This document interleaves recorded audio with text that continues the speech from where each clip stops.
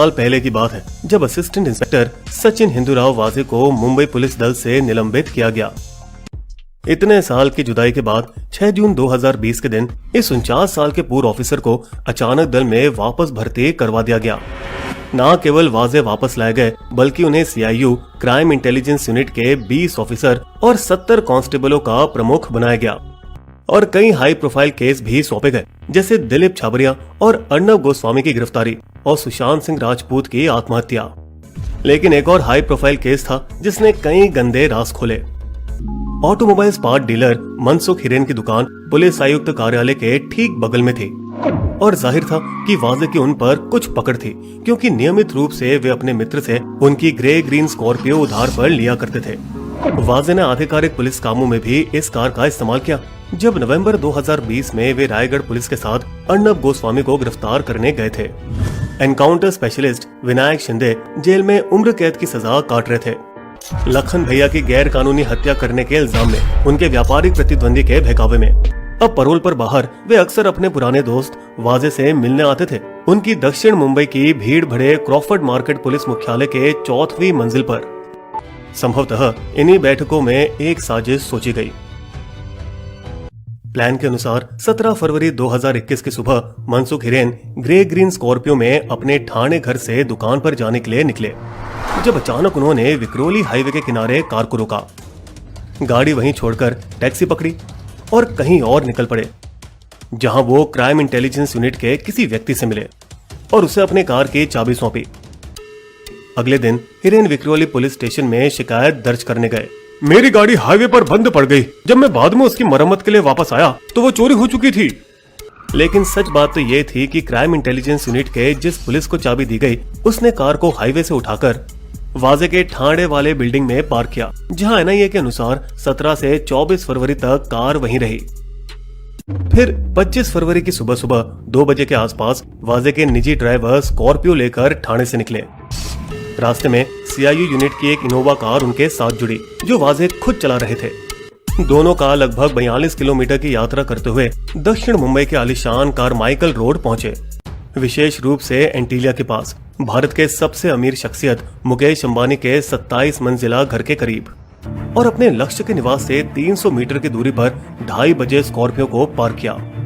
PP kit पहने driver Scorpio से निकलकर इनोवा में बैठे और वे तुरंत वहां से निकल गए। सुबह 3 बजे इनोवा मुलुंड टोल नाके से ठाणे की ओर जाते दिखी थी, पर कुछ समय बाद फिर से लौटी, अब एक अलग नंबर प्लेट के साथ। खुद वाजे थे जो 2 घंटे बाद वापस आए, इस बार कुर्ता पैजामा और चेहरे पर रुमाल पहने हुए, और स्कॉर्पियो के अंदर एक चिट्ठी रखी। सुबह होते ही एंटीलिया की सुरक्षा अधिकारी स्कॉर्पियो को देखते ही सतर्क हो गए। ये गाड़ी का नंबर प्लेट मैडम की गाड़ी का कैसा हो सकता है? डरी हुई सिक्योरिटी ने तुरंत पुलिस को सूचित किया। सर, कल रात से गाड़ी यहाँ पर खड़ी है, हमें शक है मामला कुछ गड़बड़ है, जल्दी आइए। ट्रैफिक पुलिस वहाँ सबसे पहले पहुंची और खिड़की तोड़कर गाड़ी को खोला। अंदर 20 जिलेटिन स्टिक थे और उनमें कोई डेटोनेटर जुड़ा नहीं था, जिसके बिना बम विस्फोट नहीं हो सकता। अंदर मिली चिट्ठी ने बताया क्यों डेटोनेटर नहीं लगाया गया। ये तो सिर्फ एक ट्रेलर है नीता भाभी मुकेश भैया, अगली बार पूरा इंतजाम होगा।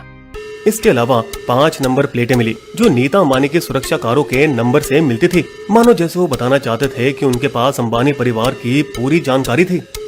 पैगाम साफ था, कार बम इतनी दूरी से इमारत का बाल भी बांका नहीं कर पाती, लेकिन अगर ठीक समय पर उसका विस्फोट किया जाता तो वो अंबानी परिवार के गुजरते वाहनों के काफिले को जरूर उड़ा सकती थी। आखिर में पुलिस आई, जिसके प्रमुख और कोई नहीं बल्कि सचिन वाजे थे, इस प्लॉट के कथित मास्टरमाइंड। दिखावे के लिए वे अपने साथ बम निरोधक और बम सूंघने वाले कुत्ते लेकर आए।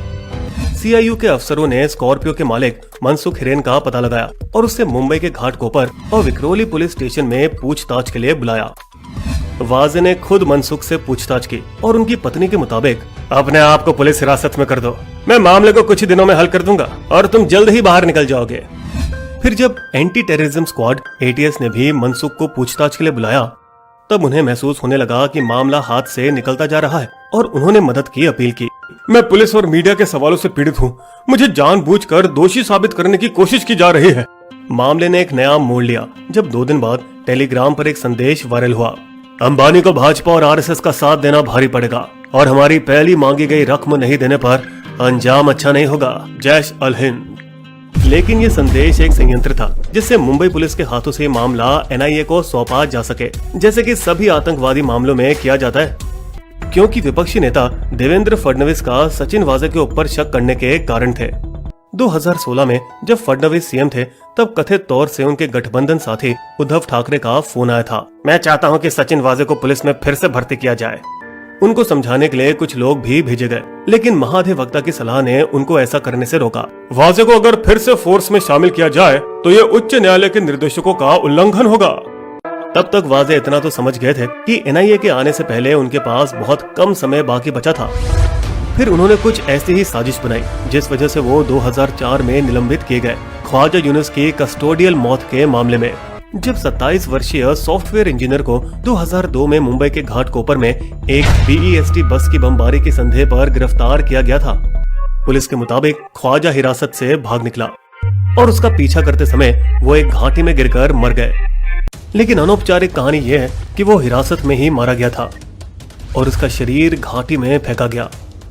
मनसुख के पत्र के अगले दिन वाजे, PI सुनील माने और एनकाउंटर स्पेशलिस्ट विनायक शिंदे ने 2 घंटे लंबी मीटिंग की। मनसुख की वजह से हम सब फंस सकते हैं, उसका कुछ करना होगा। तदनुसार 4 मार्च की शाम माने ने गुजरात का सिम इस्तेमाल करते हुए मनसुख को फोन किया। मी कांदिवली ब्रांच मधून तावडे साहेब बोलतोय। अगर आप इस झंझट से बाहर निकलना चाहते हो तो घोड़बंदर रोड पे आके मुझसे मिलो। घोड़बंदर या घोड़ों के पोर्ट में ब्रिटिश जमाने में अरब देशों से भेजे गए घोड़े उतरते थे। 10 साल पहले तक ये एक एकांत रास्ता था जिसकी एक तरफ घने जंगल और दूसरी तरफ थाने की नाली थी। हिरेन को क्या पता था कि ये जगह अपराधियों को खत्म करने के लिए पुलिस की पसंदीदा लोकेशन थी। देवेंद्र फडणवीस ने सबसे पहले हिरेन की महत्वता को समझा। श्री मनसुख हिरेन को सुरक्षा प्रदान दी जानी चाहिए, वो इस मामले में एक महत्वपूर्ण गवाह है। लेकिन तब तक बहुत देर हो चुकी थी। माने ने हिरेन को मदद करने के बहाने घोड़बंदर रोड पर होटल हिल ब्लू पर बुलाया। तावड़े साहब उस गाड़ी में आपका इंतजार कर रहे हैं। जैसे ही मनसुख हिरेन ने तावड़े से मिलने के लिए गाड़ी में प्रवेश किया तभी पीछे से एक हाथ आया क्लोरोफॉर्म रुमाल के साथ। उनके हाथ बांधे गए और उन्हें नाली में फेंका गया। उनके मुंह में रुमाल भी ठूसे गए ताकि उनके अंदर पानी जाने में वक्त लगे और उनका शरीर पानी से ऊपर आने में समय लगाए। हालांकि हत्या के समय वाजे वहां मौजूद थे। पुलिस जांच को गुमराह करने के प्रयास में उन्होंने अपना मोबाइल फोन अपने क्रॉफर्ड मार्केट के ऑफिस में छोड़ा था ताकि उसकी लोकेशन अपराध की लोकेशन से बहुत दूर दिखाई दे। लेकिन CCTV ने उनके ऑफिस से 3 किलोमीटर दूर उन्हें VT स्टेशन के पास चलते पकड़ा, जहां से उन्होंने रुमाल खरीदा और सेंट्रल लाइन ट्रेन पकड़कर कलवा गए। काली करतूत के बाद वाजे अपने क्रॉफर्ड मार्केट कार्यालय में ट्रेन से वापस आए और उसी रात 11:45 से 1:30 बजे के बीच डोंगरी के एक होटल में छापा मारे, जहां उन्होंने शून्य पंचनामा दिया, जो कभी नहीं लिखा जाता है क्योंकि पंचनामा केवल अवैध आइटम पाए जाने पर ही लिखे जाते हैं। ये उस रात अपने ठिकाने को छिपाने की एक और प्रयास थी। अगली रात लगभग 10:30 बजे मनसुख की कीचड़ में डूबी हुई लाश मीठी नदी के दलदल से मिली। रिपब्लिक टीवी ने मनसुख हिरेन और उसके भाई विनोद के बीच हुई बातचीत का टेप ट्रांसक्रिप्ट प्रकाशित किया। सचिन वाजे ने मुझे बोला कि उसके स्कॉर्पियो का यूज करने वाली बात किसी को न बताए। मनसुख हिरेन की पत्नी कमला ने अपने पति की हत्या के लिए जांच अधिकारियों को ही जिम्मेदार ठहराया। सचिन वाजे ने मेरे पति को मार डाला क्योंकि उन्होंने झूठे अपराध में गिरफ्तार होने से इनकार किया था। जल्द ही वाजे की दागी इतिहास का खुलासा हुआ और उसके 2004 के निलंबन के कारण भी सबके सामने आए।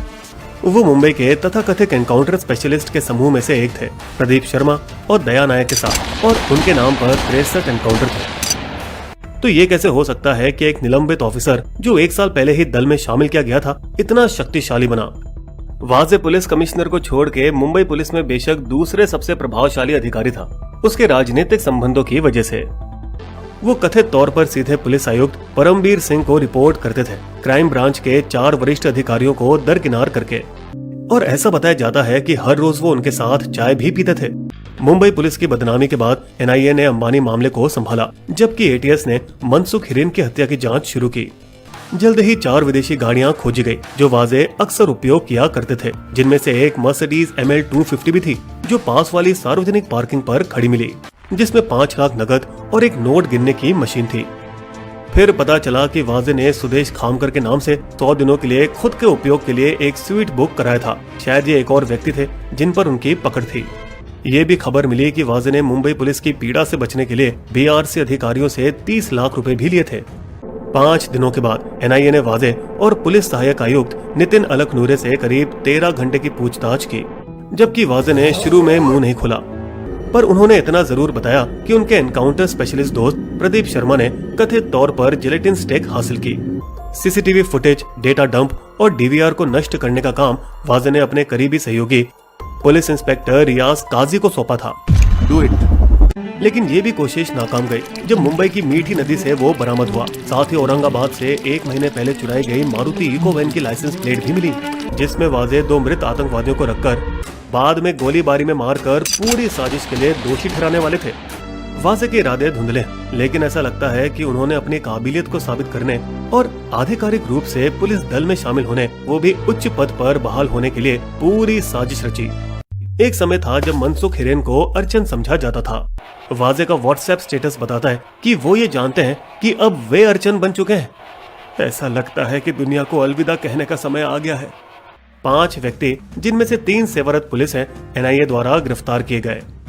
अपनी छवि साफ दिखाने के प्रयास में परमबीर सिंह को मुंबई पुलिस आयुक्त पद से हटाकर होम गार्ड में भेजा गया, जिसके पश्चात उन्होंने महाराष्ट्र गृह मंत्री अनिल देशमुख के खिलाफ सनसनीखेज आरोप लगाए। उन्होंने मेरे और वाजे जैसे पुलिस को रेस्टोरेंट और बार से हर महीने 100 करोड़ वसूली के लिए कहा था।